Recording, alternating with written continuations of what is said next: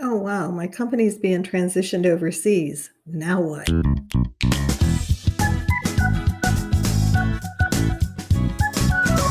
It's time for the Becoming a Profitable CEO podcast, and it's all about providing you with the tools to succeed on this ever evolving business building journey. My mission is to make sure you know you are not alone, that it is possible, and that you, yes, you, can do this. You matter. The world is a better place for having you in it, and your voice is needed. I'm Teresa Cleveland, and I believe that we can all make a difference, and that having a successful online business is one of the best ways to do that. Let's get to it.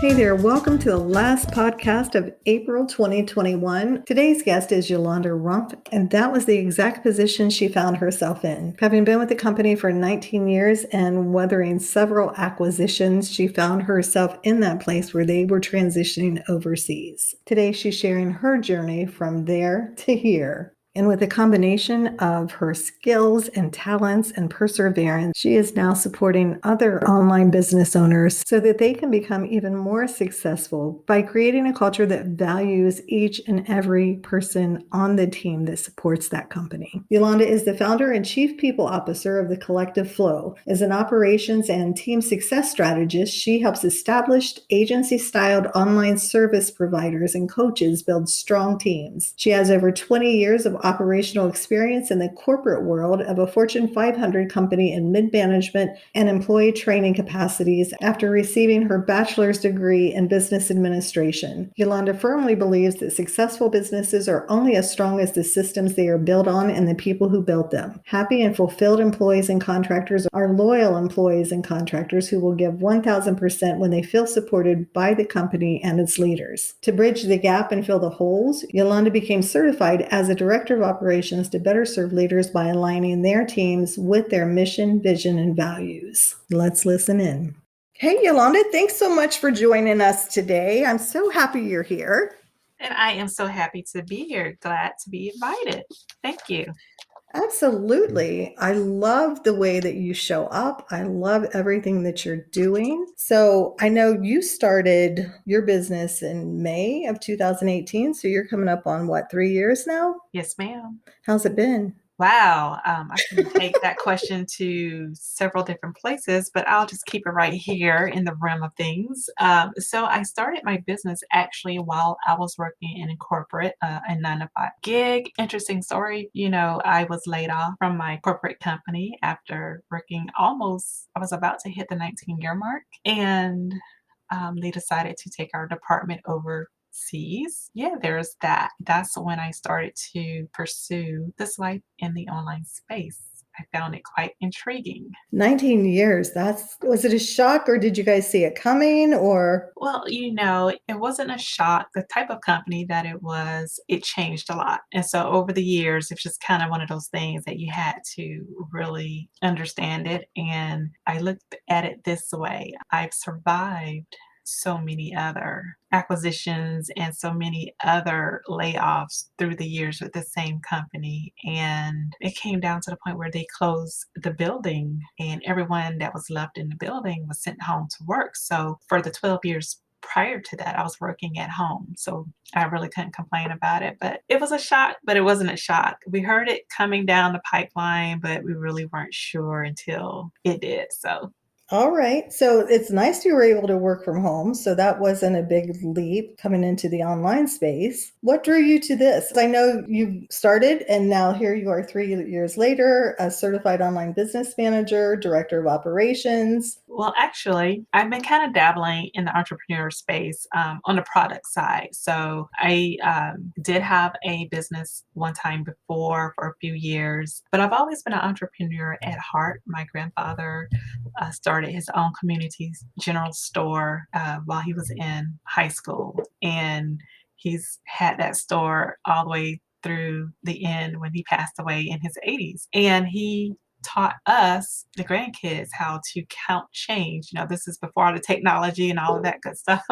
So I learned how to count change from the cash register and just kind of watched behind the scenes how he conducted business. He didn't have a high school diploma, let alone a college degree.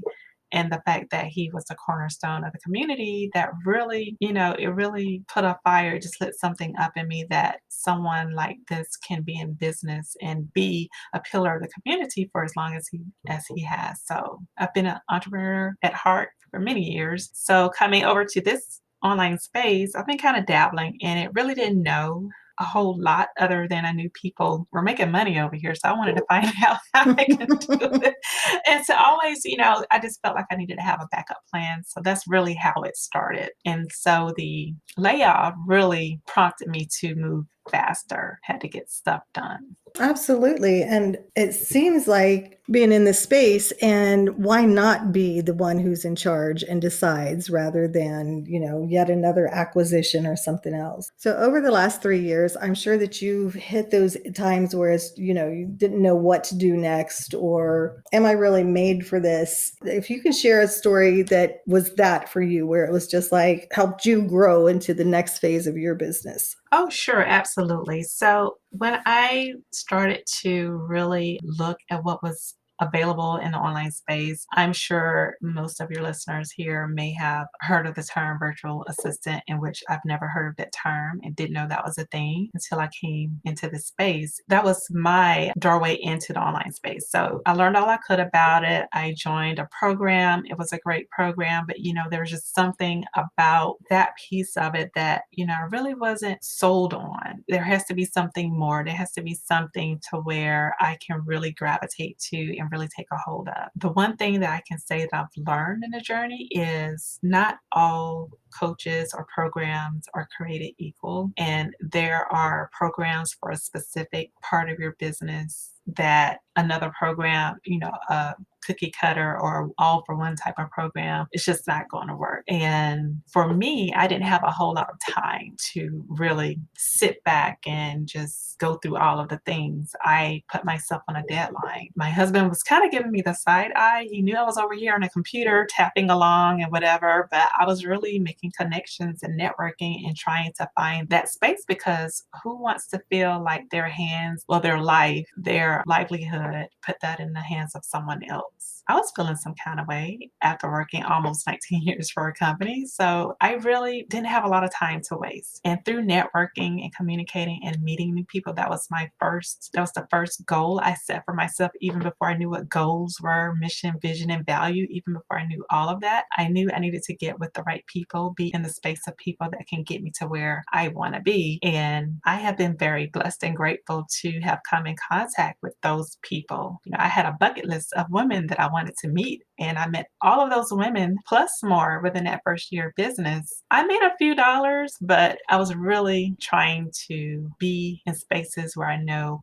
there was growth, and I didn't have a lot of time. So those are the lessons that I've learned my first year of business. And those networks, those communications with those women that I've met has come full circle to now. I just can't be even more grateful because it just compounded, and I'm making money at the same time now. I am where I want to be. I'm always striving. Yeah, those relationships are worth more to me than anything, just to build that bond and that trust, and to know that you're in the right space with the right people. Like you, Teresa.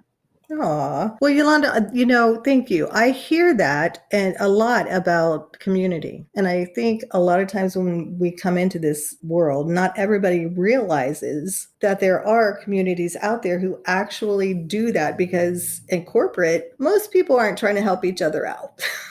Right? They're just trying to get up the ladder and whatever it takes. Thank you so much for sharing that, because I think that that's such a valuable share, that community. Seek out a community of women. And I think there are so many of us out here. I know for me, I like to be in the room with people where there's people ahead of me and people coming up behind me, so that we can all kind of pull each other along and share that thing. Because even with this podcast, that's what it comes down to. I just want people to know, just because something went wrong doesn't mean you shouldn't do this. Do not throw in the towel. There is an answer out there somewhere. And to your point, there is very much, if you need to learn something, you can work with people. You don't have to wait through a 6-month course or anything like that. Yes, those are nice for different reasons. I've just found that it's, for me, so much more powerful if I can work directly with someone and get the information that I need, because I just want to get it done.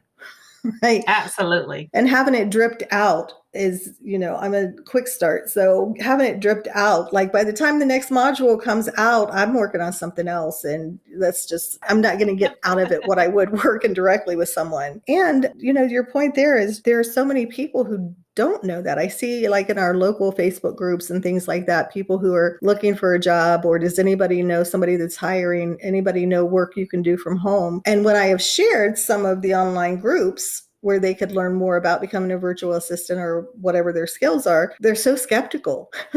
Just so skeptical. Like, no, you're not stuffing envelopes and it's for real. Like, we're out here making money. Would you agree that with the pandemic that more and more people maybe are starting to realize this? Yes, for sure. The pandemic has brought out so many things in people that, I mean, I don't think there's anything left under a rock anymore. I think it has really shown people life can change in just a matter of a day, a matter of a second. And it can be quite traumatizing when this is all that you only know one way of life. And I think the pandemic has really opened up a lot of eyes and opened up conversations as to showing people who they really are. If they really have the grit, they will do what they need to do to survive. They will need to do to keep a roof over their family heads and food on the table and that kind of thing. And so I think now there's more of a new appreciation for those things that we used to take for granted. Even just I want to take the family out to the beach this weekend. However, we have to go through all of these rigmaroles and steps, and you gotta have this, you can't have that, or your mask, and we're just going through all of these things. But when over a year ago we were able to just get in our car and go dine out at the local eatery. So I really think the pandemic has really opened up a lot of eyes and made people more aware of other opportunities out there. And sometimes I think I loved working in the corporate space. I loved my job. However, that is not, there are some people that really need to think about that's not the end of all things. Just working that one job or doing the things that you've always been doing. I'm thinking the pandemic has really opened a lot of eyes to different options out here that can be created. That's so true. I see so many people who have now either started businesses, or I know we were talking before the podcast about the hiring frenzy that's been going on here recently. I think, the first of the year, I think that happens, but it seems more so this year that people are just hiring left and right. And this is one of the things I love about you. And when I say about the way you show up, because you have this spirit of hospitality and caring. And I think one of your gifts is also being able to look at things rather than seeing not just the problem or that it's a wall, but you can look at it and you can say, okay, if this is what's happening, how do we fix it? How do we change this? And with people, what I've heard you talk about, because everybody wants to hire, right? And they'll either hire the first person that comes along, the cheapest person that comes along, or whatever, as long as somebody can get this done today. And then so many of those relationships break down because the fundamental foundation isn't in place, but they don't know. Like so many people, we don't know what we don't know. So it could be their first hire. It could be that they're adding somebody to the team, but they're so overworked. And I love that you come from that place that it's like, but what about after the hire? So can you share with us how you help business owners who are at that point where they are bringing people into their business, how you help bridge that so that it's a great experience for both the business owner and the new hire? Yeah, absolutely. First of all, congratulations and kudos. As you mentioned, there has been a hiring frenzy, and that has been exciting in of itself because there are businesses out here growing, and growth means opportunities for people to come on board. And let's say the pandemic, they lost their jobs, or they're looking to make a career change. And it's really, really great that there's a lot of hiring in that perspective in the online space. And as great as it is, a lot of people don't really think about the transitional piece to the hiring. They just, they need someone yesterday and they bring someone in, they have a body in. This person sounded great from that 5-second interview that they've had, and they bring them on in, and not even 30 days into the relationship, things are breaking down, and the leader doesn't know what's happening or why things are breaking down. This person sounded great on the interview, and the person that's being brought on, the new hire, the employee, contractor, whoever it may be, feels like this is great, but I feel overwhelmed because they're dumping so much on me that I really don't have the space to really contain it or bring it all together. And I feel the pressure of having to do all of these things. Again, not even the first 30 days of working together. And I see this also in the corporate space. And I think that's where I really felt that there was a need because you have middle sized businesses to large corporations to where there is a hole in the system. They bring people on, or someone is entering a department for the first time. They don't know, they're learning to acclimate themselves with your business or learning to acclimate themselves with the team. And there's nothing to really guide the new team member. There's nothing to guide the leader just to make sure everyone is on the same page. And so I like to really, when I talk about it, because we've discussed, we talk about after the hire really happens or should happen before the hire. I get questions all the time, I have a new team member, now what? Or I thought we would, the leader coming to me, I thought would be a little bit further than where we are now, but there's nowhere for them to track it or to gauge it or to see if they're going in the right direction, based on their mission, vision, and values of their company. So I come in, and what we do is we bridge that gap. Both parties, the leader and the new hire, both benefit in that when you come away from working with me, that leader will have a foundation set in place, a system set in place 30, 60, 90 days and beyond, so where they can gauge where they are with the company and to make sure that the people that they're hiring and bringing on is really helping the business meet their bottom line or whatever goals they have for the company. But it also supports the new hire. They're coming on board, they feel supported, they feel heard because the leader put enough thought into it to have a system in place for them to ramp up and become a very productive member of the team. And I find great joy in that because we're alleviating a lot of unnecessary frustration on both parties. And it also benefits the company because it creates a positive culture. The new hire is feeling like they're being heard,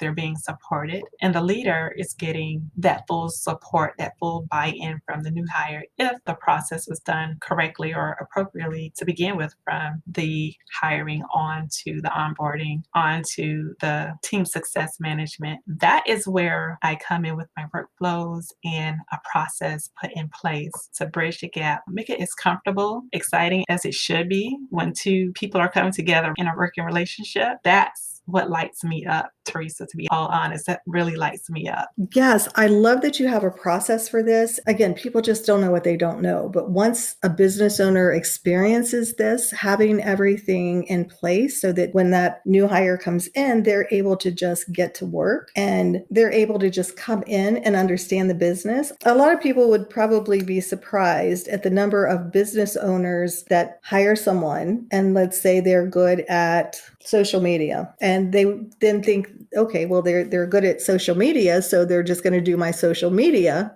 and that's it. And then they get upset, or that's where that frustration comes in because, well, they're not doing it the way that I needed it done, or they're asking me a bunch of questions. If they're an expert, why don't they know? But it's like, you don't have any standard operating procedures in place. They don't know your colors. They don't know the basics because it's nowhere for them to find. And then once a business owner, though, experiences having all those things in place and having that good experience with the new hire, they'll never want to do it differently ever again. Nobody wants to go backwards. I love within your process, you have that 30, 60, 90-day review process because so many times people are, and I've done this in the past, so it's not pointing the finger at anybody. You just need this thing done yesterday. So you're not even thinking about 30 days from now, definitely not thinking about 90 days. You're just trying to get some relief from your situation. And I know that you do so many things other than this, but I know this is your sweet spot, along with all your other brilliance. And I think it's because it comes from who you are as a person. Again, you've experienced it, right? You've experienced it yourself. And when we do this, we get to build businesses around things to fix what bad experiences that we've had. We're going to include your website in the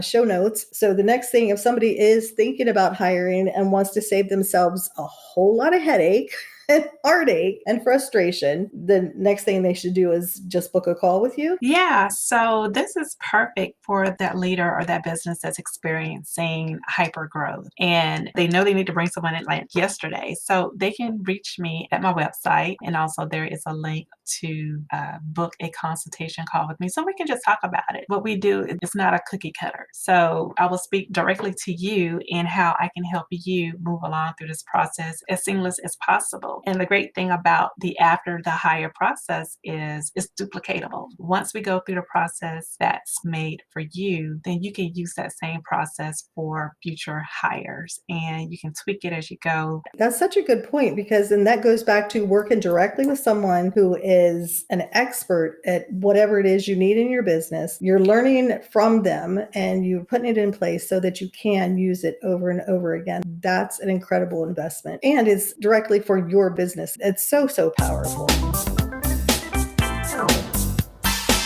All right. Well, that sound means we're moving into our mixed bag of questions. And first up, I want to ask, do you do word of the year? I do. And I believe this year, I think the word that I chose for this year was to be visible. A lot of what we do, especially in operations, the director of operations world, we are really behind the scenes in the business. And I have been very fortunate and grateful to work with clients who, I've held long relationships with. And so we're behind the business, behind the scenes. And so this year, I thought it would be fun. And also, I don't know, it could be the pandemic talking too. Being visible to let people know I'm here, to let people know that we're here is what I want to do this year. Great. So, Yolanda, have you ever worked with a coach? I have. What led you to do that? I'm always interested. Most successful business women have worked with a coach on some level. I love hearing what it is that got you to that place. In my first month of business, I knew I needed a coach. Again, it was a time frame. I didn't have a lot of time before, again, my husband giving me the side eye. Okay, are you going to go get a real job? I'm sure you've heard that. People, your listeners have heard that. Right. And so time was of the essence. And I needed to move in a way that I didn't have the luxury of just waiting around. And so finding the coach that I needed for that time was very crucial. And I've had several coaches since then for various reasons and purposes. Not all coaches is a one shoe fit all. They teach you all of the things or show you all of the things or coach you all of the things. But I have had several coaches to where I needed someone to help me with just learning the ins and outs of being a VA. That was a coach in of itself. And then I needed someone to coach me on the sales process, specifically that. So that was one thing that I've learned very early on is that I've done a lot of research and reached out to those and networked with those who put me in the right direction with someone who can help me for where I was at that point in my business. That is great. And what I've seen from those situations is that you get there much quicker. Like when you're saying about not having the time and everything, would you say that it's because it's specific to you and your situation and you don't have to listen to a bunch of other things? Absolutely. The first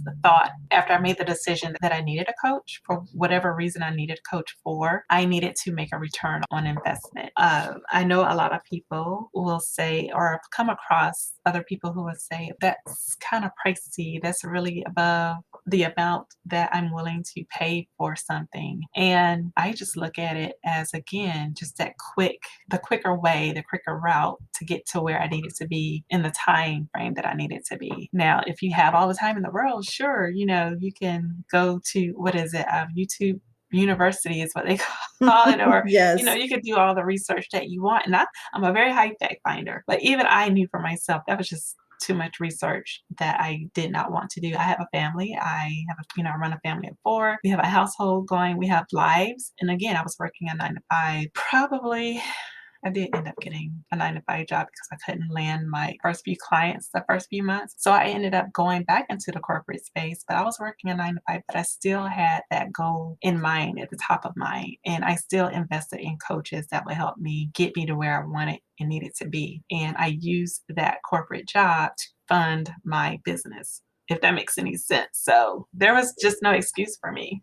Well, you know what? As you're talking, I'm just thinking about people who spend thousands and thousands of dollars going to college to take courses. I actually value the coach more than that because typically that coach has been there, done that. So they're able to give you relevant information that can help you get there quicker. And you think about it, and for those people who do need to get there quicker, it's like that investment, if it takes you 3 months to get it done, or if you take your time and it takes 9 months, how much is it costing you because of all the 9 months that you weren't making any money? So I feel Oh, like yeah, it just absolutely. balances it out. Absolutely. All right. Next up, we've got a would you rather question. Would you rather hear the good news or the bad news first? I would rather hear the bad news first. I think that little part of me has just always been, I always like to have a plan A, plan B, plan C. So if you're gonna, tell me something that's not, in the most positive sense of life, just give it to me straight. Let me know so I can bite the bullet or take it first off, and then yeah, then we can deal with it. Right. Get And that so plan in place so you can fix it. yeah, and then the good news will be the icing on the cake, right? Right, then you've got something to look forward to. All right, in your business, other than the bottom line, what is the most important number in your business? The number of valuable relationships. I'm not surprised. I mean, even if my business burnt down to the ground today, oh my gosh, the relationships, the people I have met on this journey in just almost under 3 years has just been amazing. And to watch them in their journey, I can sit here and think about where this person was when I first met them. And I'm very honored and privileged to just be surrounded of people who have, what's the word, just glowed up. Everyone has shifted, including myself, and just to be in that space. The number for me would be the number of invaluable relationships that I have made in such a short amount of time, but they're lifetime relationships. That is, and with those relationships, not only the value that we give to that relationship and what we learn, like you said, just from watching them, because it's eye opening as we're growing to see them do something and then think, oh my goodness, I didn't even know that was possible, right? It's so good. And you being you, it doesn't surprise me that that's the important number in your business. I have a question from a previous guest. She would like to know, what have you found most helpful in knowing when to make that next leap or that next transition? What have you found to be the most helpful? And I hear that from a lot of people actually, just in conversations like, how do I know it's time? Like, what's going on that I know that it's time to level up, for lack of a better term? And what has helped me to decide, it may sound cliche, but I listen to my gut, my intuition. Yeah, it would have to be my gut because it would be something that for me personally, it has an all each level up, each stage of my life where whatever it may be wasn't something. I mean, I've always had an overall goal, but each level up was something I have not planned. It was something that just, as people in astronomy would say, the stars lined up. I don't know, the universe just lined up to where it wouldn't have made sense to me otherwise. But Right. everything is just laid out there to like, it's there, step into it. And a part of that does fall within my gut as, I'm feeling really good about this. And then two, to also give myself grace, not beat myself up because if it was the wrong decision at that time, I used the information that was available to make that decision. And if I would had to do it over again, if the same information was available, I probably would have made the same choice again. So I try not to beat myself up in the event that it didn't work out or it was. So trusting your gut, I think that's true. There is definitely that gut feeling, and whatever happens, you're going to learn from it. Because I think so many times in our journey that what we may feel like was a wrong choice, you're actually then from that going in a different direction, and it still helped you get to wherever it is that you need to be. So I always say I don't really believe in failure. I just think that there are opportunities to do things differently. Yeah, Abs- absolutely. And I love that you said that about not beating yourself up. Well, Yolanda, thanks so much for being here today. One last question before we go. What is a question that you would like for me to ask a future guest? Okay, I would want to know, given what you know now about opportunities in the online space, would you travel down that route again? All right, good question. I will absolutely put that on our list of questions. Thank you so much, Yolanda. It has been such a pleasure. Anytime I get to spend time with you is a good day. The pleasure is all mine, Teresa. I was so looking forward to this. Thank you so much for having me. Absolutely. And we'll put all of your information in the show notes so everyone can get in touch with you, especially those who are looking to hire.